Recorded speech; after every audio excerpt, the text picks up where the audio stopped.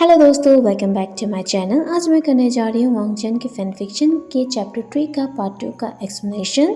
पिछले वीडियो में मैंने चैप्टर 3 का आधा पार्ट ही एक्सप्लेन किया था, क्योंकि आप सभी लोगों के बहुत सारे रिक्वेस्ट आ रही थी कि नेक्स्ट पार्ट अपलोड कर दो, कब कर रहे हो। और आप लोगों के रिक्वेस्ट को पूरा करने के लिए मैंने जल्दी से चैप्टर 3 को एक्सप्लेन किया। चैप्टर 3 बहुत लॉन्ग है, इसलिए मैंने उसका आधा पार्ट ही पिछले वीडियो में एक्सप्लेन किया था और आधा पार्ट में इस वीडियो में एक्सप्लेन करने जा रही हूँ। अब कहानी की शुरुआत वहीं से होती है जहाँ पर सभी लोग स्क्रीन की ओर देखने लगते हैं और स्क्रीन में शो होता है वी वुचान ने अपनी बांसुरी चैंकिंग को अपने होठों से लगा लिया। इसके तुरंत बाद बांसुरी से काला सा धुआं बाहर आया और पूरी घाटी में फैल गया। वुचान ने अपने बांसुरी चैंकिंग से सिर्फ एक नोट बजाया और उसके बाद अपने बांसुरी चैंकिंग को वापस रख दिया। वी वुचान के ऐसा करते ही बहुत सारे टेढ़ी मेढ़ी परछाइयाँ, लंबे और छोटे आदमी और औरत दिखने लगे। उनमें से कुछ लोगों से सड़ती हुई मांस की बदबू आ रही थी। जो सामने खड़ा था वो वैनिंग था, जिसकी आंखें अभी भी खुली थी। और जब वैंकिंग ने अपने भाई वैनिंग को स्क्रीन पर देखा तो वो रो पड़ी। वी वुचान ने पीछे मुड़कर वैंकिंग को सांत्वना दी कि सब कुछ ठीक हो जाएगा। वांगजी भी पीछे मुड़ा और वो वी वुचान के हाथों को देख रहा था जो उसने वैंकिंग के कंधे पर रखा हुआ था। सुजी भी पीछे मुड़ा क्योंकि वो भी वैंकिंग को सांत्वना देना चाहता था, लेकिन वो मास्टर लैंड को दिल का दौरा नहीं देना चाहता था ये सब कुछ करके। इसलिए उसने चीज़ों का सामने आने का इंतज़ार किया। अब सुजी को अपने आसपास कोल्डनेस महसूस होता है और जल्दी ही उसे अपने पिता वांगजी मिल जाता है, जो वी वुचान की ही ओर देख रहा था। वांगजी को वी वुचान के लिए बुरा लग रहा था। सुजी नहीं चाहता था कि उसके डैड वी वुचान को कोई तकलीफ हो, इसलिए उसने वी वुचान का हाथ अपने हाथ में लिया और उसे स्क्रीन देखने के लिए कहा, जिससे वांगजी नॉर्मल हो गया, लेकिन पूरी तरह से नहीं। दूसरी तरफ चैन चैन इस सिचुएशन को देखकर दुखी था, क्योंकि एक तरफ उसका भाई वी वुचान था तो दूसरी तरफ जिन कबीला, जो उसकी बहन यानी के ससुराल वाले थे। चैन चैन जिन कबीले पर चिल्लाना चाहता था, लेकिन अपनी बहन यानली और भतीजे जिंगनिंग के लिए डर रहा था। वो जानता था कि वी वुचान दर्द सहन कर सकता है, लेकिन उसकी बहन यानली कमज़ोर है और एक बार उसकी सगाई भी टूट चुकी थी। चैन चैन चीज़ों को दोबारा नहीं दोहराना चाहता था। वो जानता था कि उसकी बहन यान्नी को उसकी सुरक्षा की ज़रूरत है। यान्नी पहले ही जिनजिशान के लिए बरसों तक रोती रही है और अब उनका रिश्ता अच्छा चल रहा है, इसलिए वो अपनी बहन यान्नी की खुशी को ख़त्म नहीं करना चाहता। लेकिन इसका मतलब ये नहीं है कि उसे वी वुचान की परवाह नहीं है। वो अपनी बहन की जगह उसे न चुनने के लिए उससे माफ़ी मांगेगा। चैंग चैंग जानता है अगर वी वुचान उसकी जगह होता तो वो भी अपनी खुशी के बजाय अपनी बहन यान्नी की खुशी को ही चुनता। अब स्क्रीन में शो होता है कि वैंकिंग और वी वुचान के सामने वैनिंग होता है, जिसकी आंखें अभी भी खुली हुई थी। लेकिन ऐसा दृश्य देखने वाला कोई भी इंसान ये नहीं सोचेगा कि वो अभी भी जिंदा है। लेकिन वैंकिंग ने फिर भी हार नहीं मानी। कांपते हाथों से उसने वैनिंग की नब्ज पकड़ी। कुछ मोमेंट तक उसे पकड़ के रखने के बाद अंत में वो फूट फूट के रोने लगी। ये देखने के बाद वी वुचान ने बिना कुछ कहे वैंकिंग को पकड़ लिया और उसे अपने सीने से लगा लिया। वी वुचान ने अपनी आंखें बंद कर ली और थोड़ी देर बाद आंखें खोलकर पूछा, उसे किसने मारा? अब वी वुचान गुस्से में मुस्कुराते हुए कहता है, ये बेहतर होगा अगर तुम लोग सब कुछ स्वीकार कर लो। वो कौन है जिसने वैनिंग को मार डाला? अपने दम पर आगे बढ़ो, नहीं तो मैं गलत लोगों को मारने के बजाय अच्छे लोगों को मारना पसंद करूँगा। तुम सभी को मारने से ये श्योर हो जाएगा कि कोई भी नहीं छूटेगा। अब स्क्रीन में वी वुचान की स्माइल को देखकर वहाँ मौजूद हर कोई डर गया। ये स्माइल वो नहीं थी जो वो पहले सबको दिया करता था। अब हर किसी को भाई बहन वैनिंग और वैंकिंग के लिए बुरा लग रहा था। सेक्टर लीडर याओ कहते हैं, मुझे लगता है कि वी वुचन सही था जब उसने ये कहा कि जिन कबीला वैन कबीले के ही रास्ते पर चल रहा है। ये बातें सुनने के बाद सुसे को लगता है कि बात उनके हाथों से फिसल रही है, तो वो गुस्से में कहता है, हम कैसे वी वुचन के जैसे बुरे पर भरोसा कर सकते हैं। दूसरी तरफ जिंगी, जो सुसे के प्रेजेंस से बेहद चिढ़ गया था, वो बुरी तरह मुस्कुराया और सुसे से कहा, चिंता मत करो, हम जल्द ही तुम्हारे कर्म भी देखने वाले हैं। जिंगी की ये बातें सुनकर हर कोई कंफ्यूज था और जानना चाहता था कि सुसे ने अब क्या किया है। सुसे भी ये बातें सुनकर अब डर गया। वो डर के मारे कांपने लगा था और हकलाते हुए कहता है, क्या क्या तुम्हारा क्या मतलब है। सुसे को इस तरह कांपता हुआ देख जिंगी ने मासूमियत से कहा, मुझे यकीन है कि हर कोई जानना चाहता होगा कि क्लाउड रिसेस को कैसे जलाया गया है ना। ये सुनते ही अब सुसे को पसीना आने लगा और ये देखते ही जिंगी उन्हें चिढ़ाते हुए कहता है, क्या हुआ राजकुमार शू। दूसरी तरफ हर कोई उस सीन को अलग अलग इमोशन से देख रहा था। जिन गैंग्याओं ने अपने मन पर सब कुछ कैलकुलेट किया और प्लान बनाया कि सुसे का इस्तेमाल कैसे किया जाए।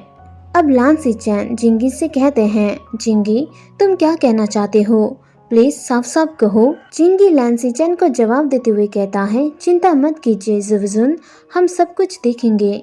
अब स्क्रीन में शो होता है, एक सिपाही ने हकलाते हुए वी वुचन से कहा, ह्यूमन का जंग कबीला और लैंगनिंग का जिन कबीला एक दूसरे के साथ मिल रहे हैं, तुम्हें ऐसा नहीं करना चाहिए। वी वुचन ने मुस्कुराते हुए उस सिपाही से कहा, ये चीज़ गलत को सही या सही को सही में बदल सकती है। आप ये कहने के लिए बहुत बहादुर हैं, लेकिन मैं अंधा और बहरा नहीं हो सकता। स्क्रीन में ये सब कुछ सच्चाई देखने के बाद जंग कबीले के लोग शर्मिंदा थे। वो दूसरे लोगों के साथ नज़र भी नहीं मिला पा रहे थे और सबसे ज़्यादा दोषी तो जंग चंग था, क्योंकि वी वुचन ने हमेशा उन लोगों को अपने परिवार माना और जब उसे उन लोगों की सबसे ज़्यादा ज़रूरत थी तब उन लोगों ने उसका साथ नहीं दिया, जिससे दूसरे लोगों को वी वुचन के आलोचना करने का मौका मिल गया। अगर जैंग जैंग वी वुचन का साथ देता तो आज सिचुएशन अलग होती। दूसरी तरफ जिंगलिंग अतीत से परेशान था और उसने अपने चाहने वालों के लिए इसे बदलने की कसम खाई थी। सुजी ने भी वी वुचन का हाथ अपने छोटे हाथों में लिया और प्यार के साथ थपथपाया, जिस पर वी वुचन बस मुस्कुराया। सुजी ने कहा, इस बार हम आपका सपोर्ट करेंगे और आपको कुछ नहीं होने देंगे। दोस्त और वांग जी उन दोनों को तरफ भरी नजरों से देख रहा था और वो खुद को सुजी की जगह चाहता था। किसी की नजर अपने ऊपर है महसूस करते ही उन दोनों ने वांग जी की ओर देखा, जिसने अपना सिर दूसरी ओर कर लिया। जो चीज़ जिंगी और जिंगिंग ने भी नोटिस किया और अपने ही बेटे से वांग जी को जेलसी हो रही है, ये जानकर उन दोनों को ही हंसी आ गई। अब वुचन अजीब तरह से मुस्कुराता है और सुजी से कहता है, मुझे लगता है कि तुम्हारे पिता को मेरे साथ तुम्हारी नज़दीकी पसंद नहीं आई है। सुजी ने जवाब में कहा, मुझे भी ऐसा ही लगता है, लेकिन वो जानता था कि वांग जी को उससे जलन हो रही थी, क्योंकि वो उसकी जगह वी वुचन को कंफर्ट कराना चाहता था। वांग जी का ये बिहेवियर देखकर वी वुचन को बुरा लगता है और उसने सोचा कि वांग जी उससे नफरत करता है और नहीं चाहता कि उसका बेटा बुराई में शामिल हो। दूसरी ओर लांसी चैन भी कंफ्यूज थे कि सुजुई वी वुचन के इतने करीब कैसे आ गया। अब सभी लोग स्क्रीन की ओर देखने लगते हैं। स्क्रीन में शो होता है, जिन कबीले ने वैन लोगों को कैदी बना रखा था, जिनमें से कैदी की आवाज़ एक दिशा की ओर इशारा करते हुए कांप रही थी। वो वी वुचन और वैंकिंग से कहता है, वहाँ घाटी के उस तरफ एक घर है। जिन कबीला इसका इस्तेमाल लोगों को अंदर बंद करने और उन्हें पीटने के लिए करते हैं। जो कोई भी मर जाएगा उसे बाहर खींच लिया जाएगा और दफना दिया जाएगा। जिन लोगों को तुम लोग ढूंढ रहे हो उनमें से कुछ लोग वहाँ हो सकते हैं। इतना सुनते ही वी वुचन जल्दी से घर के अंदर गया और सभी लोगों को वहाँ से बचाया।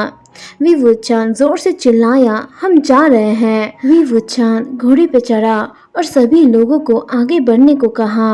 लगभग 1 दर्जन घोड़े रात की बारिश में भीगते हुए उसके पीछे चल रहे थे। उस रात हर कबीले में मुसीबत की बाढ़ आ गई। हर किसी के टारगेट पर चैंग चैंग था। चैंग चैंग दूसरों के साथ जिन ग्यांग्यांग को बातें समझाते हुए सुन रहा था। उसका एक्सप्रेशन रेस्पेक्टफुल था और बात करने का तरीका सॉफ्ट था। दूसरी ओर 4 सिपाहियों को नुकसान पहुंचा था।